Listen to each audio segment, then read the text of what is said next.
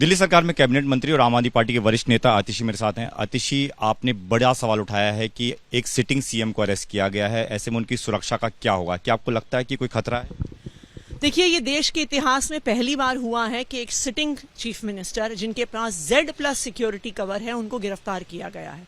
ये एक बहुत बड़ा मुद्दा है। केंद्र सरकार की MHA ही असेस करती है कि किस व्यक्ति को कितनी प्रोटेक्शन की जरूरत है। उन्होंने ही ये असेसमेंट किया है कि अरविंद केजरीवाल को कम से कम एक Z+ सिक्योरिटी कवर मिलना चाहिए। लेकिन अब वो ईडी की कस्टडी में है, उनके लॉकअप में है, उनके दफ्तर में है। वहां पे कौन अंदर जा रहा है, कौन बाहर आ रहा है, किसके पास क्या सामान है, उसकी चेकिंग हो रही है कि नहीं हो रही, ये एक बहुत बड़ा सवाल आज हमारे सामने है। इसलिए भी है क्योंकि ये पूरा अरविंद केजरीवाल का अरेस्ट एक राजनीतिक साजिश है। तो अरविंद केजरीवाल की सेफ्टी और सिक्योरिटी की हमें चिंता है कि अरविंद केजरीवाल को ईडी कस्टडी में सिक्योर रखना, सेफ रखना केंद्र सरकार की जिम्मेदारी है। सुप्रीम कोर्ट में मामला जाएगा, क्या दलील रखेंगी? सुरक्षा का मामला, या एक पार्टी के मुखिया हैं और चुनाव से पहले उनकी गिरफ्तारी हो गई है, ये सबसे बड़ी आपकी दलील होगी?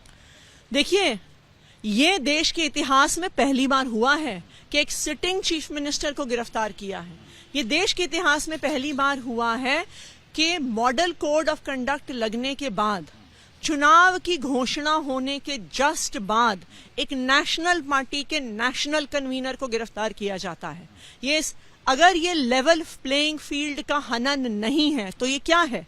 आज तक भारत के लोकतंत्र में ऐसा नहीं हुआ है, और आज यह हमला सिर्फ अरविंद केजरीवाल पर नहीं है, ये देश के लोकतंत्र पर हमला है। आप कह रही हैं कि अरविंद केजरीवाल जेल से सरकार चला लेंगे, लेकिन एक चर्चा ये भी चल रही है कि इस तरह की तो सरकार चल ही नहीं पाएगी, स्टेबल नहीं रहेगी, तो राष्ट्रपति शासन तक लगाया जा सकता है दिल्ली में, इस तरह की कवायद भी की जा सकती है। फिर आप क्या करेंगे? देखिए, ये तो बहुत आसान तरीका है।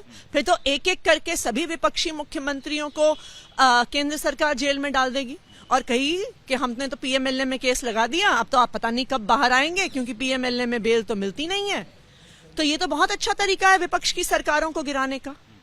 तो इसलिए कहीं पर भी संविधान में रोक नहीं है कि अगर कोई मुख्यमंत्री जेल जाता है तो उनको इस्तीफा देना पड़े। उनका कोई कन्विक्शन नहीं हुआ है। देश में ये कानून है कि कन्विक्शन होने पे आप चुने हुए प्रतिनिधि नहीं रह सकते हैं, लेकिन उनका कोई कन्विक्शन नहीं हुआ है, इसलिए कोई भी रोक नहीं है उनको मुख्यमंत्री रहने पर। आखिरी सवाल, प्रोटेस्ट कैसे कर पाएंगे? सारा छावनी में तब्दील कर दिया, सारे बैरिकेड कर दिए गए, किसी को अंदर आने की इजाजत नहीं है, तुरंत अरेस्ट के आदेश है।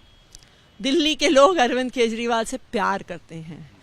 आप उन्हें एक जगह रोकोगे वो दूसरी जगह निकलेंगे, आप उन्हें दूसरी जगह रोकोगे तो वो अपने घर के बाहर प्लेकार्ड लेके निकलेंगे, क्योंकि दिल्ली में रहने वाले सभी लोग, देश के कोने कोने के सभी लोग अरविंद केजरीवाल को अपना भाई मानते हैं, अपना बेटा मानते हैं, और वही प्यार है जिसकी वजह से आज दिल्ली के लोग सड़कों पे बाहर निकलेंगे।